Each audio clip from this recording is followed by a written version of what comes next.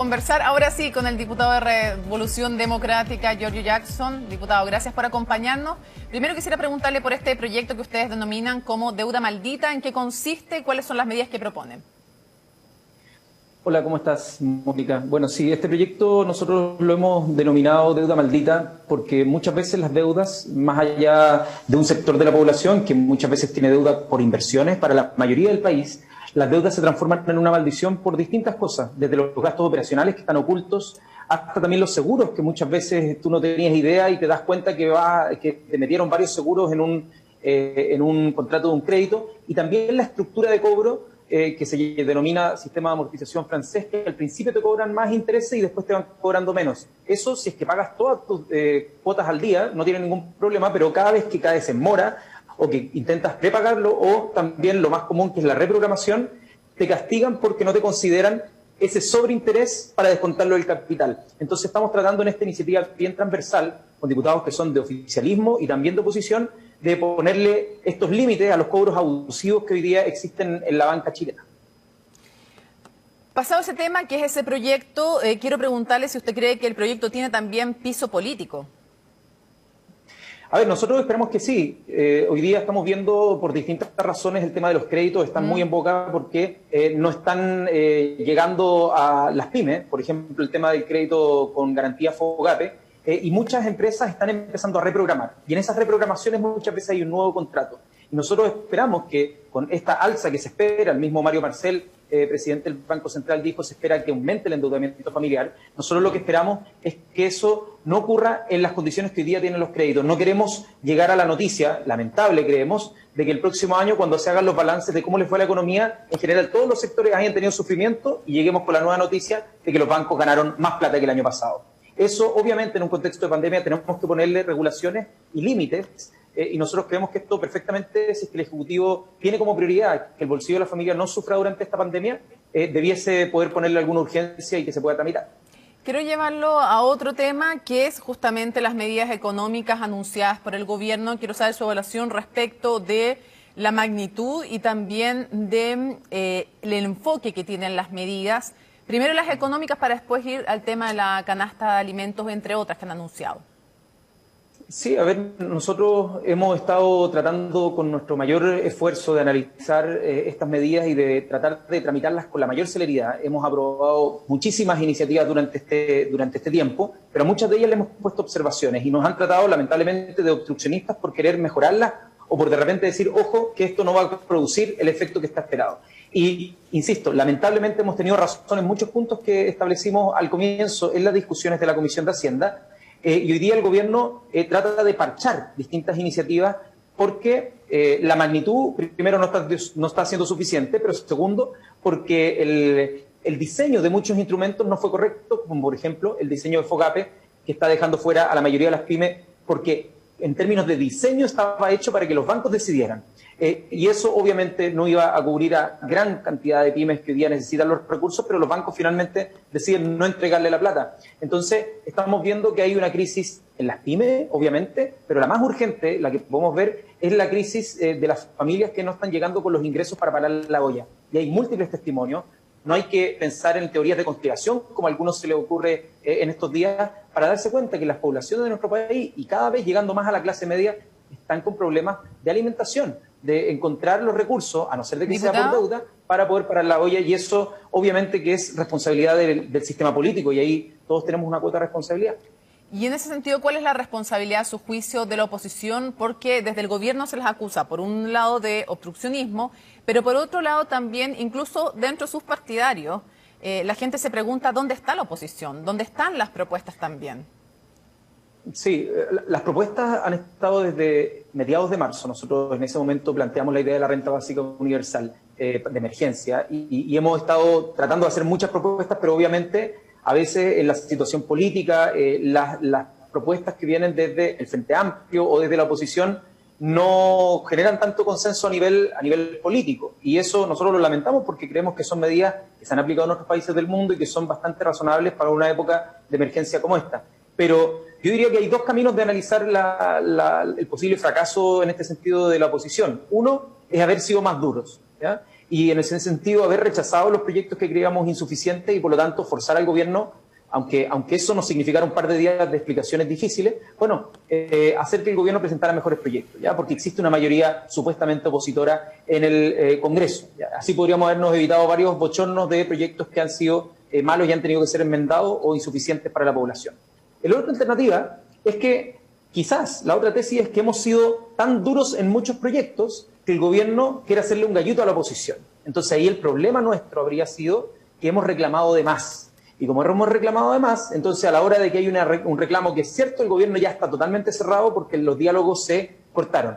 Yo soy más partidario de la primera de las dos tesis que te comenté. Creo que nos ha faltado ser un poquito más duros en la oposición, porque de lo contrario, si dejamos pasar todos estos proyectos, la responsabilidad también pasa por nuestra parte. Diputado, y hoy día pero al final quisiera plantearle, gobierno, oposición, nos decía ayer Mario Desbordes, bueno, al final estamos siendo irresponsables como clase política, porque me imagino que hay responsabilidad a lo menos de todos los sectores cuando no son capaces de ponerse de acuerdo en algo y la gente está en sus casas y necesita la ayuda y necesita que ustedes se pongan de acuerdo. Entonces, sin duda, hay opciones, que el gobierno le eche la culpa a ustedes, que ustedes le echen la culpa al gobierno, pero me imagino que para no llegar a acuerdos se necesitan dos. Tal cual, y probablemente para la gente que está viviendo estos problemas debe ser muy tedioso y debe dar mucha rabia e impotencia cómo existen estos fuegos cruzados en la política y al final no le llegan las soluciones. Pero, para ser bien honestos, hoy día tenemos un sistema presidencial donde nosotros, todos los parlamentarios, de oficialismo y oposición, nos podríamos poner de acuerdo, pero si es que el gobierno no pone las lucas, la verdad es que no hay un proyecto de ley que pueda aumentar el gasto. Entonces, convengamos que la asimetría de responsabilidades y atribuciones es gigantesca. El gobierno tiene todas las atribuciones de fijar precios, de poner más gastos, de poder endeudarnos, y nosotros lo que podemos decir es sí o no. No tenemos muchas más atribuciones. Ahora, si es que tú me dices que la solución es solo por el hecho de nosotros haber concurrido con nuestro voto favorable y haber dicho, sí, estas son las soluciones, hay unidad, las vamos a aprobar, la gente en la casa hubiese recibido con mejor cara, yo creo que no. La gente está reclamando por las medidas concretas que propuso el gobierno. Y por más que nosotros hubiésemos dicho, sí, súper buenas medidas, y que hubiésemos aparentado una unidad, a la gente le hubieran parecido mal las respuestas ahora, igual. El nosotros, entonces, yo al menos creo que tenemos que evaluar. Sí, Cuenta. Es que le iba a decir que el nosotros es bien relativo porque tampoco se ve unida en la oposición. No, totalmente de acuerdo. Yo ahí he escrito en redes sociales, también he escrito columnas donde no existe una oposición, existen varias oposiciones, y es por eso que mi impresión es que hoy día, desde el 18 de octubre en adelante, el gobierno tiene una posición social que es mayoría, ¿ya? Y que es mayoría y se expresa en la desconfianza que hay frente a las instituciones, incluso por lo grave que eso significa en una época de pandemia como esta. Pero por otro lado, en el sistema político es bien difuso la idea de que hay una oposición mayoritaria. Yo creo, y sinceramente creo que la oposición es más bien minoritaria, pero que hay momentos, algunos momentos donde hemos sido capaces de pararnos con fuerza frente al gobierno y sacar un proyecto mejor que el que el gobierno ingresó. Entonces, creo que cuando el gobierno llama a la unidad, yo le preguntaría al gobierno, ¿las medidas que la gente está criticando habrían dejado de ser criticadas por la población si nosotros le hubiéramos dado, por así decirlo, un barniz de legitimidad de unidad? No, la respuesta creo que es bastante clara. Parece casi una pregunta retórica. Entonces, yo ahí creo que el gobierno tiene que hacer un poquito más de autocrítica y decir que para esa unidad lo que tiene que hacer es conversar, es dialogar y es escuchar. Y respecto a esta posibilidad de un acuerdo nacional que están propiciando varios sectores, entre ellos veíamos al diputado Mario Desbordes, también veíamos al senador José Miguel Insulza, ¿es posible? Porque nadie niega que después de esta pandemia va a venir una crisis económica y social muy fuerte, que ya la estamos viviendo, de hecho, pero después va a estar mucho más tal vez al descubierto. ¿Es posible un acuerdo nacional en esos temas? ¿De dónde, hasta dónde? ¿Qué les pareció la iniciativa?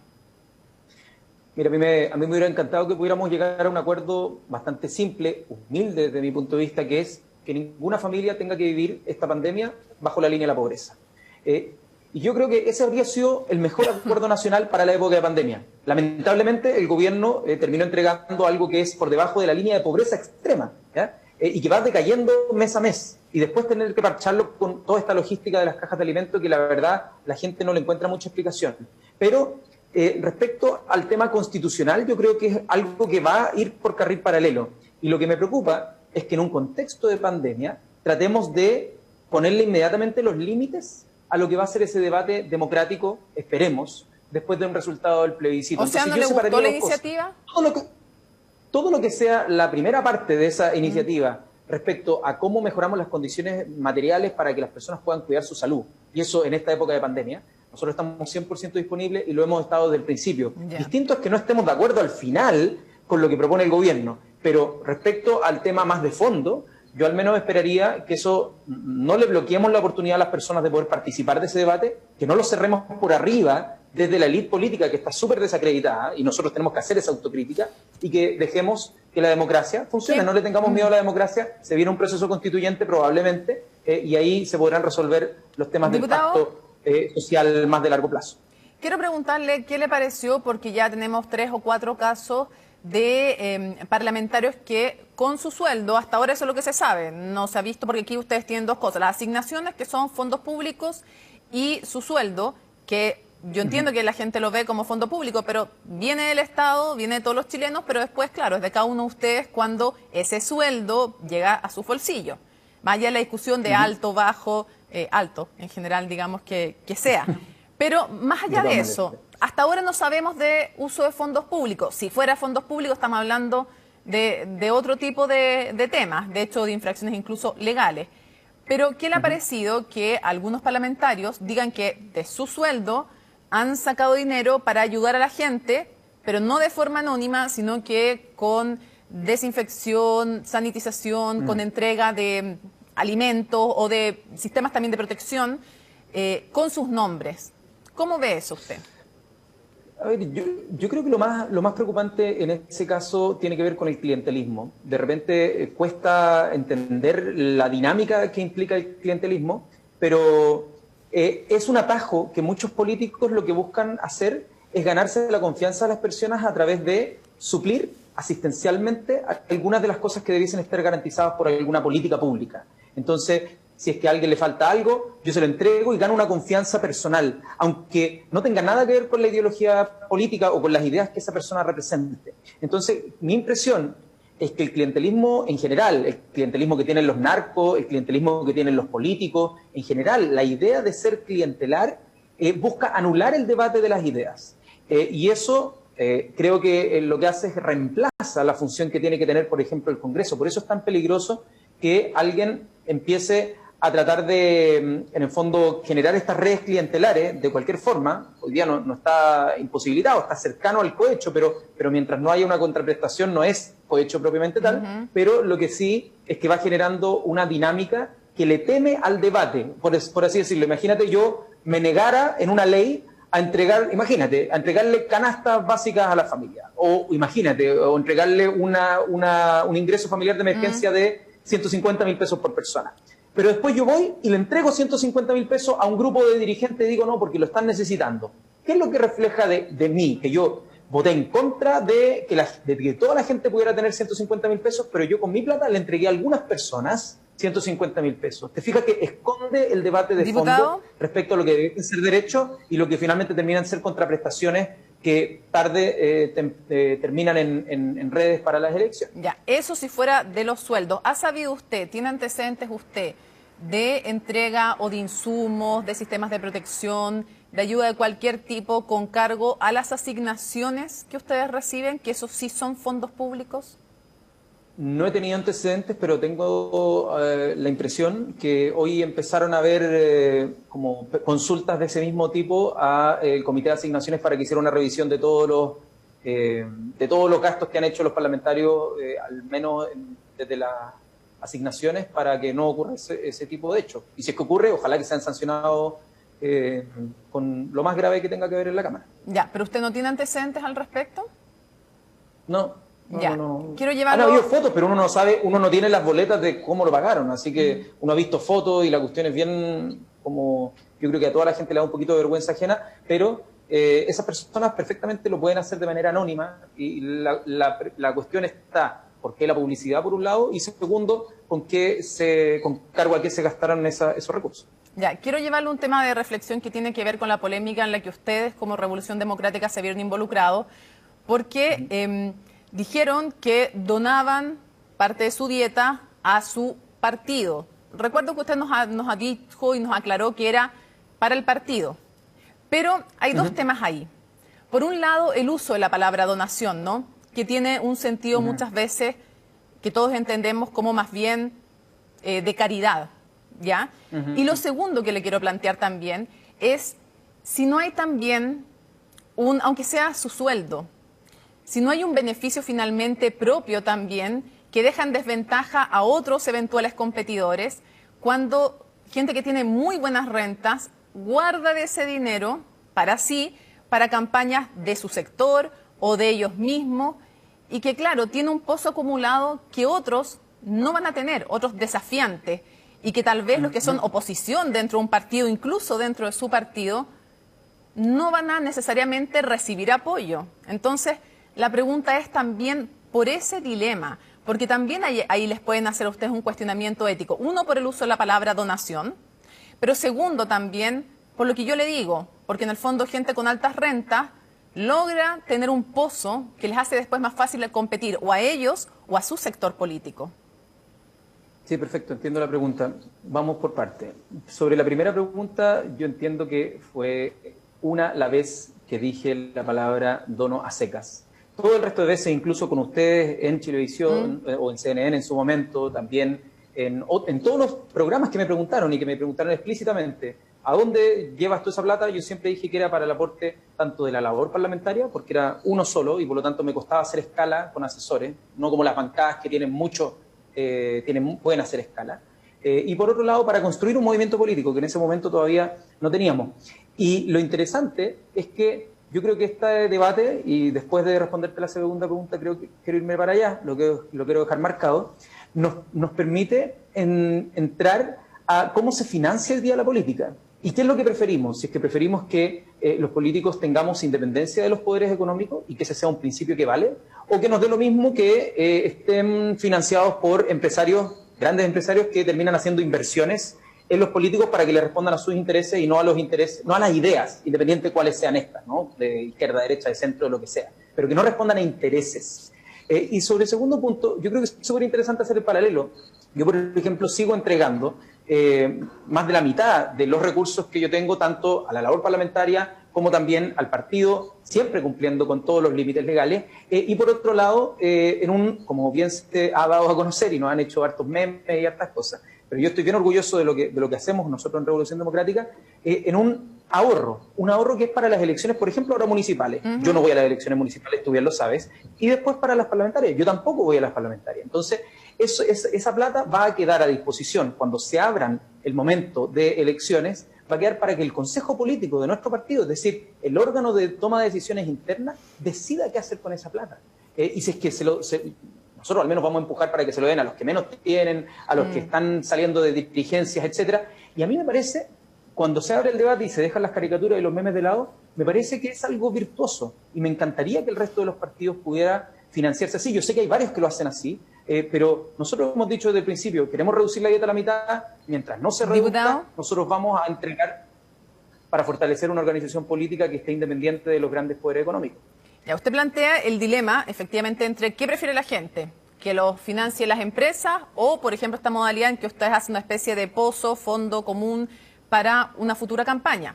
Esas son y aclarar que no es con fondos públicos, es con el sueldo que nosotros, no sé, yo le preguntaría a los otros diputados. Con su sueldo, ya. Usted está diciendo que no es con asignaciones. Sí, ya entendí que usted está diciendo no es con su... Se pueden comprar casas, se pueden comprar... Ya, está bien, no es con la asignación, pero es con su sueldo. Pero ahora le quiero poner un segundo dilema, porque claro, si usted dice entre que te financie una empresa o se financie con la propia plata que yo gané, ok, ese es un dilema. Pero quien no tiene esa renta y tampoco tiene la empresa, un movimiento político que no tiene ni a la empresa la quiere como financista, ni tampoco ha llegado al poder legislativo, no tiene ninguna dos de los fondos de financiamiento y sí se siente en desventaja y sí puede decir, pero ¿hasta cuándo? ¿Por qué no financiamos esto solo con fondos públicos y que no sea al final, claro, usted puede estar en desventaja en relación al que lo financia una empresa, pero resulta que el otro que no tiene ni la empresa ni el cargo parlamentario que le permita hacer ese pozo, sí queda en una situación de desventaja. Entonces, no es reproducir a otra escala lo mismo que se critica, aún sin el compromiso con la empresa, pero sí en una situación de desigualdad respecto del que no tiene ese cargo. Mónica, 100% de acuerdo. Nuestra votación cuando modificamos las leyes electorales en 2015 fue para reducir al mínimo y casi a cero los aportes privados, de tal manera de que todo fuese aporte público y que también, que hoy día existe, no es como un nuevo aporte público, sino que el aporte que hoy día existe por voto, que fuese equitativo y que no hubieran espacios públicos donde la gente pudiera hacer más propaganda. Nosotros, o sea, ¿dónde firmo lo que me acabas de decir? Lo que pasa es que nosotros, como una solución intermedia, dado que no tenemos los votos para hacer algo como lo que tú dices, es que tuvimos que recurrir a esta fórmula. Pero si a mí me preguntas, lo más democrático es que para las elecciones el dinero no tenga que influir y que influya la cantidad de firmas que tienes, la cantidad de votos que tienes, la cantidad de apoyo a tus ideas y no el poder económico. Así que si a mí me pusieran a votar como me lo hicieron votar el 2015, yo traté de hacer algo bastante parecido a lo que tú dices. Dado que no conseguimos votos para eso, es que tenemos que encontrar la forma de competir con otros que tienen muchísimo más recursos que nosotros, con esta forma de distribución absolutamente solidaria de los recursos al interior de un partido político emergente. Bueno, queda abierto el debate. Le agradezco que nos haya acompañado en Hoy es Noticia. Que esté muy bien. Buenas noches. Muchas gracias, Mónica, que estés bien y saludo a la gente que está pasando un momento difícil.